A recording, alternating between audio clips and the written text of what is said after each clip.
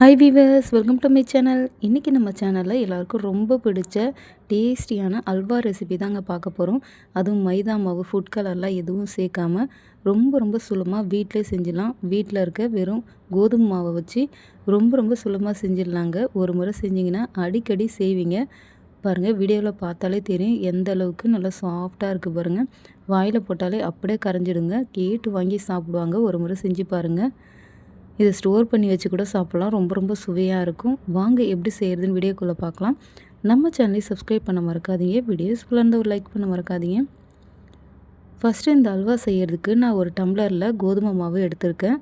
கடையில் வாங்கின மாவு, வீட்டில் அரைச்ச மாவு எது வேணாலும் எடுத்துக்கோங்க. இதோட அளவு ஒரு 200 கிராம் இருக்கும். பச்சை தண்ணி சேர்த்து நல்லா ஈரமாகிற அளவுக்கு பிசைஞ்சு எடுத்து வச்சுக்கோங்க. சாஃப்டாலாம் ஹார்டாகவோ பிசையணும்னு அவசியம் கிடையாது.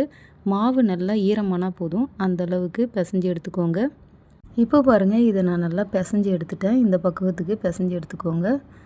இப்போது கோதுமை மாவு எடுத்த டம்ளர்லேயே 3 டம்ளர் போல் தண்ணி சேர்த்துக்கோங்க.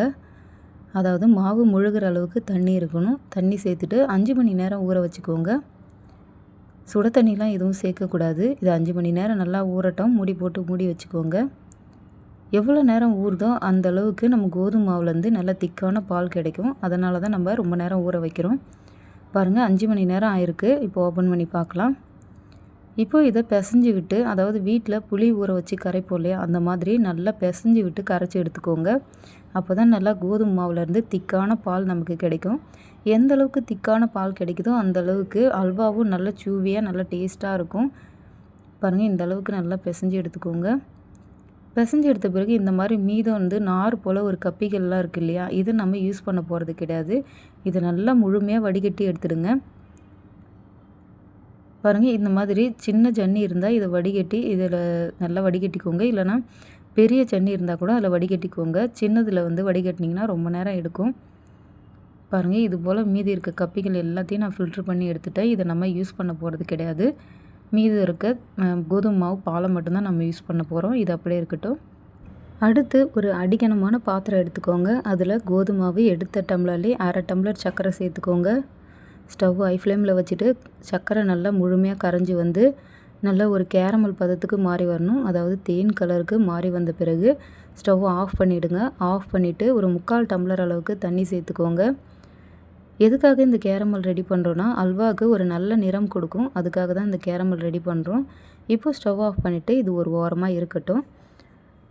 அடுத்து அடிகனமான கடாய் எடுத்துக்கோங்க. 2 டேபிள் ஸ்பூன் போல் நெய் சேர்த்துக்கோங்க.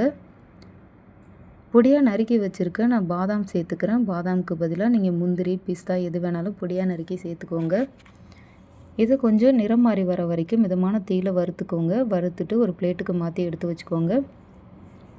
இப்போ மீது இருக்க நெய்யிலே நம்ம கரைச்சி வடிகட்டி வச்சுருக்க கோதுமை மாவு தண்ணியை இதோட சேர்த்துக்க போகிறோம். எல்லா பாலையும் இதோட சேர்த்துருங்க. ஸ்டவ்வை கொஞ்சம் மிதமான தீயிலே வச்சுக்கோங்க. அடுத்து நம்ம ரெடி பண்ணி வச்சுருக்க கேரமலையும் இதோடவே சேர்த்துக்கலாம். பாருங்கள், கேரமலையும் இதோட சேர்த்துட்டேன். அடுத்து இனிப்புக்காக ஒரு 1.5 டம்ளர் போல் நான் சர்க்கரை சேர்த்துக்கிறேன். கோதுமை மாவு எடுத்த டம்ளர்லேயே 1.5 டம்ளர் அளவுக்கு சர்க்கரை சேர்த்துக்கோங்க. இந்த அளவு இனிப்பு சரியாக இருக்கும். இன்னும் இனிப்பு வேணும்னு நினச்சிங்கன்னா 1/2 டம்ளர் எக்ஸ்ட்ரா கூட சேர்த்துக்கோங்க. ஸ்டவ்வை கொஞ்சம் மிதமான தீயில் வச்சுட்டு இதை நல்லா மிக்ஸ் பண்ணிக்கோங்க. இடையில ஹை ஃப்ளேமில் லோ ஃப்ளேமில் மாற்றி மிக்ஸ் பண்ணிக்கோங்க. ஸ்டார்டிங்கில் கண்டிப்பாக ஒரு 5-6 நிமிஷத்துக்கு கைவிடாத கிளறணும். ஏன்னா இது கெட்டிப்படுற நேரம். அப்படியே விட்டிங்கன்னா அங்கங்கே கட்டியாக மாறிடும். அதனால் கண்டிப்பாக கைவிடாமல் 5-6 நிமிஷத்துக்கு கலந்துக்கோங்க. பாருங்கள், இந்த அளவுக்கு நல்லா திக்காக மாறி வர ஆரம்பிச்சிருக்கு. இதன் பிறகு நீங்கள் 2-3 நிமிஷத்துக்கு ஒரு முறை கூட நல்லா மிக்ஸ் பண்ணிக்கலாம். ஹை ஃப்ளேமில் லோ ஃப்ளேமில் மாற்றி மிக்ஸ் பண்ணிக்கோங்க. பாருங்கள், இந்த அளவுக்கு திக்காக மாற ஆரம்பிச்சிருக்கு. வறுத்து வச்சுருக்க பாதாமை சேர்த்துக்கலாம். மறுபடியும் இது நல்லா திக்காக மாறி வர ஒரு 10 நிமிஷம் எடுக்கும். அது வரைக்கும் இடையில கைவிட்டு கலந்துக்கோங்க. பாருங்கள், இப்போ ஒரு 8 நிமிஷம் போல் ஆயிருக்கு. இந்த அளவுக்கு நல்லா திக்காக மாறி வந்திருக்கு. இந்த ஸ்டேஜில் ஒரு 1/4 கப் அளவுக்கு நெய் சேர்த்துக்கோங்க. நெய் சேர்க்கும்போது நல்லா வாசனையாகவும் இருக்கும். நல்ல ஒரு சாப்பிடும்போது வாயில் கரையிற மாதிரி இருக்கும். இதோட ஒரு டீஸ்பூன் ஏலக்காய் பவுடர் சேர்த்துக்கோங்க. ஒரு 4 ஏலக்காவை சர்க்கரை சேர்த்து பொடி பண்ணிவிட்டு சேர்த்துக்கலாம். பாருங்கள், கைவிடாத நல்லா ஓரங்களை எடுத்து விட்டு மிக்ஸ் பண்ணிக்கோங்க. இப்போ ஒரு 12 நிமிஷம் போல் ஆயிருக்கு. பார்த்திங்கன்னா பாருங்கள், கோதுமை மாவுலாம் நல்லா திக்காக மாறி வந்திருக்கு. எந்த அளவுக்கு நல்லா க்ரீமியாக மாறி வந்திருக்கு பாருங்கள். இப்போ ஒரு 12 நிமிஷம் கழித்து பார்த்தீங்கன்னா கடாயிலேருந்து எடுத்து இந்த மாதிரி விட்டிங்கன்னா கடாய் லேசாக அடியில் தெரியணும். அந்த பக்கம் வர வரைக்கும் இதை நல்லா கிளறிக்கோங்க. இப்போ பாருங்கள் ஒரு 15 நிமிஷம் போல் ஆயிருக்கு இது கெட்டி போடுறதுக்கு. இப்போ பார்த்தீங்கன்னா கரண்டி எடுத்து இப்படி விட்டிங்கன்னா தனியாக எல்லாம் பிரிஞ்சு வரணும். கடாயில் ஒட்டாது போல் இருக்கணும்.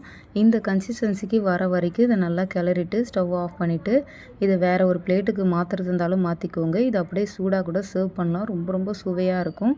நீங்கள் வெளியிலே வச்சுருந்து கூட சாப்பிட்லாம். இல்லை ஃப்ரிட்ஜில் வச்சுட்டு தேவைப்படும் போது கூட சாப்பிட்லாம். ரொம்ப ரொம்ப சூவியாக டேஸ்ட்டாக இருக்கும். கண்டிப்பாக ஒரு முறை ட்ரை பண்ணி பாருங்கள். ரொம்ப ரொம்ப சுவையாக இருந்துச்சுங்க. நெய் தடவின ட்ரேயில் இந்த மாதிரி மாற்றிக்கோங்க. நான் டிஃபன் பாக்ஸில் தான் மாற்றிருக்கேன்.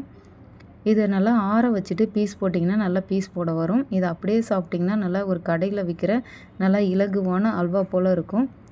பாருங்கள் இப்போ இது நல்லா ஆறிடுச்சு. ஓரங்களை பார்த்திங்கன்னா அழகாக தானாகவே வெளியே வரும்.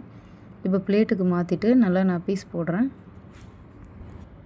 பாருங்கள் டேஸ்டியான கோதுமை மாவு அல்வா சூப்பராக தயாராகிடுச்சு. கடையில் விற்கிற அல்வா கூட தோற்று போயிடுங்க. நீங்கள் வீட்டில் ஒரு முறை செஞ்சு கொடுத்து பாருங்கள். வீடியோ பிடிச்சிருந்தா லைக் பண்ணுங்கள், சப்ஸ்கிரைப் பண்ணுங்கள். Bye friends.